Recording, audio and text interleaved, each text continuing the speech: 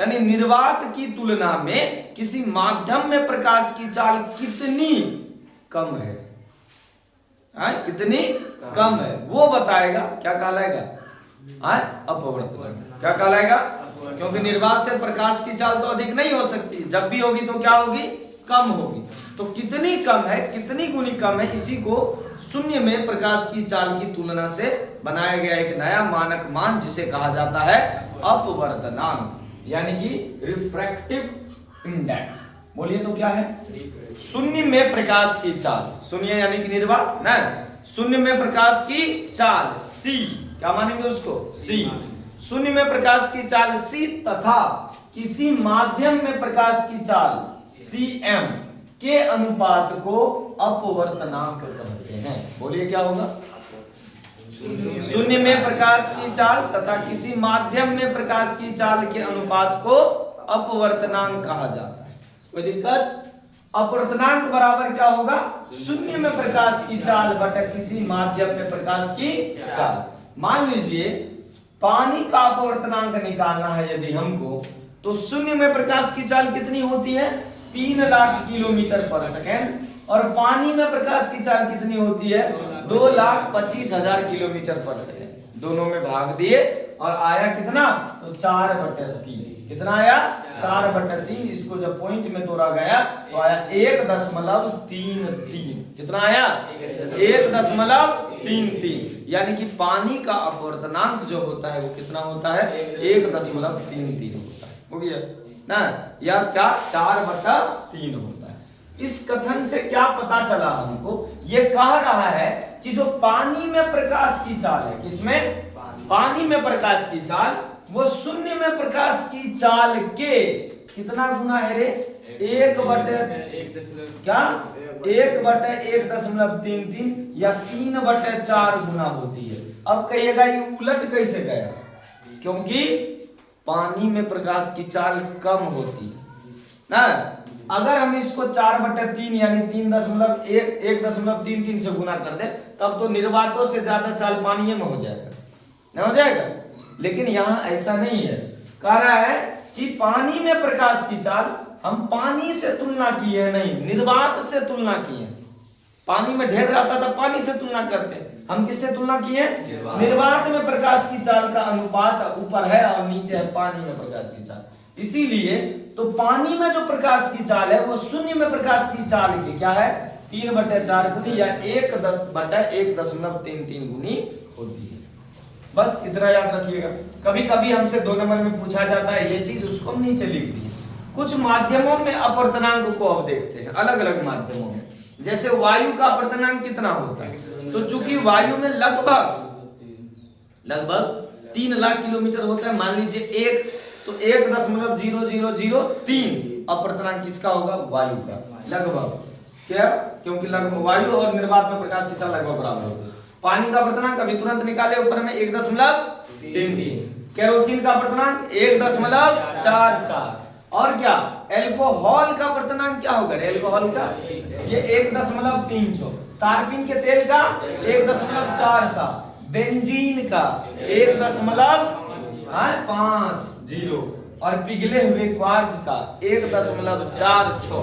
उसी तरह से बर्फ का अपवर्तनांक लगभग पानी के बराबर, थोड़ा सा कम पानी से 1.31। क्राउन कांच में 1.48 से 1.61। इसी तरह से एक और फ्लिंट कांच होता है, उसमें थोड़ा ज्यादा अपवर्तनांक होता है। नीलम का अपवर्तनांक नीलम भी एक ठोस पदार्थ है जिसका अपवर्तनांक 1.77 होता है। और सेंधा नमक सबको जानते हैं, सेंधा नमक का अपवर्तनांक 1.54। और सबसे ज्यादा प्राकृतिक पदार्थों में अगर कोई है जिसमें अपवर्तनांक सबसे अधिक होता है तो वो है हीरा। हीरा का अपवर्तनांक 2.42 होता है। इस कथन का मतलब है कि हीरा में प्रकाश की चाल सबसे कम होती है। कुछ गया दिमाग में? हम क्या बोले? जिसका जितना ज्यादा अपवर्तनांक होगा उसमें उतना ज्यादा प्रकाश कम गति से जाएगा। ठीक? यानी अपवर्तनांक बढ़ेगा तो प्रकाश की चाल घटेगी। प्रकाश की चाल वायु में ज्यादा होता है प्रकाश की चाल, इसीलिए वायु का अपवर्तनांक कितना है? 1.0003। हीरा का अपवर्तनांक बहुत ज्यादा है, 2.42 सबसे ज्यादा है, इसलिए हीरा में प्रकाश की चाल कम होती है। यानी अपवर्तनांक के बढ़ने पर प्रकाश की चाल क्या होगी? कम होगी। अपवर्तनांक का मान यदि ज्यादा है तो प्रकाश की चाल कम होगी, अपवर्तनांक का मान कम है तो प्रकाश की चाल ज्यादा। बस ये एक दूसरे का अपोजिट है, उल्टा है, इस बात का ध्यान रखिएगा। अब ये बार बार क्वेश्चन आपसे पूछा जाता है, क्या हीरे का अपवर्तनांक 2.42 है, क्या पूछा जाता है? बोलिए। हीरे का अपवर्तनांक 2.42 है, तो इस कथन की व्याख्या करें। क्या बोलिए, क्वेश्चन क्या है? बोलिए। हीरे का अपवर्तनांक 2.42 है, तो इस कथन की व्याख्या करें। हम जानते हैं अपवर्तनांक बराबर होता है शून्य में प्रकाश की चाल बटा हीरे में प्रकाश की चाल। सब कोई जानते हैं शून्य में प्रकाश की चाल कितनी होती है? तो 3 लाख किलोमीटर पर सेकंड। मान लिए हीरा में प्रकाश की चाल है x किलोमीटर पर सेकंड। अब हम यहां से जब हीरा में प्रकाश की चाल निकाले, अब देखिए क्रॉस मल्टीप्लिकेशन होगा और ये चला जाएगा नीचे और आया आंसर हमारा इतना 1,23,966.94 किलोमीटर पर सेकंड। ये हीरा में प्रकाश की चाल है। और हम आपको लिखा है कितना है? 1,24,000 लिखा है। हीरा में प्रकाश की चाल कितनी लिखा है? 1,24,000। कहीं कहीं आपको मिलेगा 1,25,000। ठीक है, उसके लिए टेंशन नहीं लीजिएगा, क्योंकि इतना निकटतम नहीं देता है, दूरे दूर देगा। तो हीरा में कितना? लगभग 1,24,25,000 ना। मान लीजिए इसको 1,24,000 निकला है, 25 भी कहीं कहीं दिया रहता है, कई की किताबों में, टेंशन इसके लिए नहीं लेना। जब भी पूछेगा तो निकटतम इतना नहीं पूछेगा, डायरेक्ट पूछेगा 1,25,000, फिर आगे अगला 2 लाख वाला मिलेगा ऑप्शन। ठीक, ये नहीं 1,25,000, 1,24,000, 1,26,000 ऐसा नहीं पूछेगा। ठीक, तो हीरे में प्रकाश की चाल कितनी होगी? 1,24,000 किलोमीटर पर सेकंड। अब ये जो निकाले हम, इसके अपवर्तनांक से न निकाले। अब इस कथन की क्या व्याख्या हो रही है? कथन कह रहा है क्या कि हीरे में जो प्रकाश की चाल है, इसमें हीरे में जो प्रकाश की चाल है वो शून्य में प्रकाश की चाल के 1/2.42 गुना होती है। क्या हो गया? इस कथन में क्या बता रहा है? बता रहा है कि हीरे में जो प्रकाश की चाल है वो शून्य में प्रकाश की चाल के 1/2.42 गुना होती है।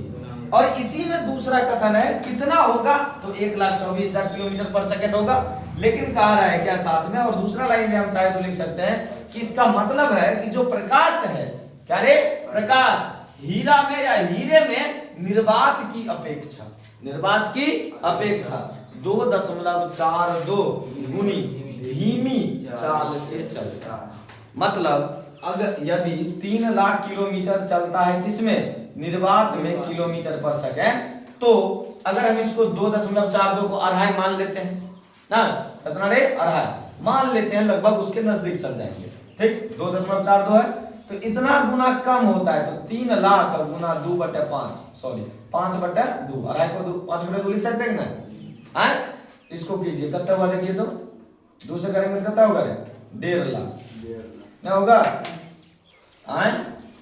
5/2, 2/5 ना, कीजिए इसको, कितना हुआ? 60,000 नहीं हुआ?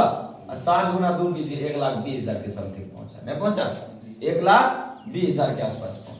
ठीक, यानी कि ये बता रहा है कि हीरा में जो प्रकाश की चाल है वो निर्वात की अपेक्षा कितना गुनी धीमी है? 2.42 गुना। मान लेते हैं इसको अढ़ाई, तो अढ़ाई यानी कि उल्टा होगा हमेशा, याद रखिएगा ध्यान से ये बात, क्योंकि कम है तो 2/5 करेंगे तो 1,20,000 के समथिंग आ रहा है। मतलब ये कह रहा है कि हीरा में प्रकाश की चाल कितना गुनी कम है ना। तो दोनों कथन की व्याख्या हो गया। आप चाहे तो डायरेक्ट इसको भी लिख सकते हैं, इसको बिना निकाले भी लिख दीजिएगा, कोई बड़ा बात नहीं। आप इस कथन दिया हुआ है, आप इसको डायरेक्ट लिखिए कि हीरे में प्रकाश की चाल शून्य में प्रकाश की चाल के 1/2.42 गुना होती है, जो 1,24,000 के समथिंग होती है। इसके अलावा और क्या लिखेंगे?